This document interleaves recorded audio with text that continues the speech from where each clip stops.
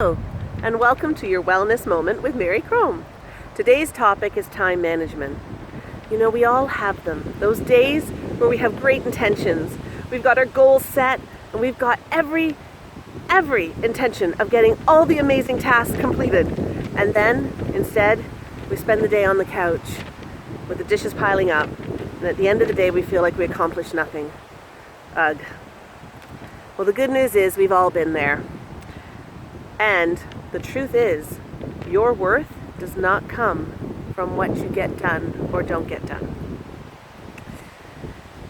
When we're thinking about time management, there are 4 questions that we can reflect on to help us to choose how we're going to spend our time. Because the truth is, you can't manage time. Time doesn't change. There's only 24 hours in a day, every day. They all have 24 hours.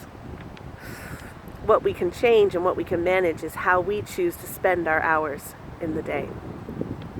There's 4 questions that we can reflect on. The first 2 help us set priorities.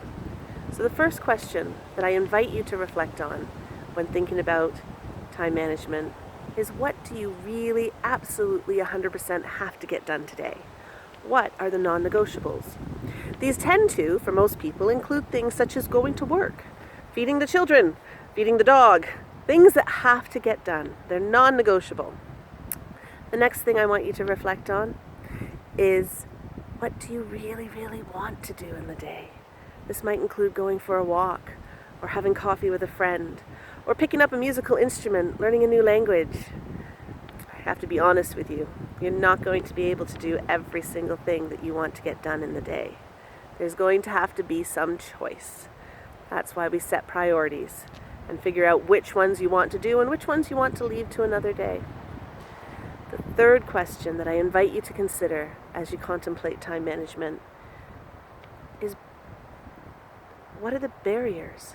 What gets in the way of you accomplishing your goals and accomplishing the things you want to accomplish? This is a great place to talk about boundaries, because sometimes boundaries can help us to have the time we want to have for the goals that we want to meet. For example, sometimes we're doing work that doesn't belong to us. It belongs to somebody else, and setting that boundary can free up some time for us to do the tasks we want to do.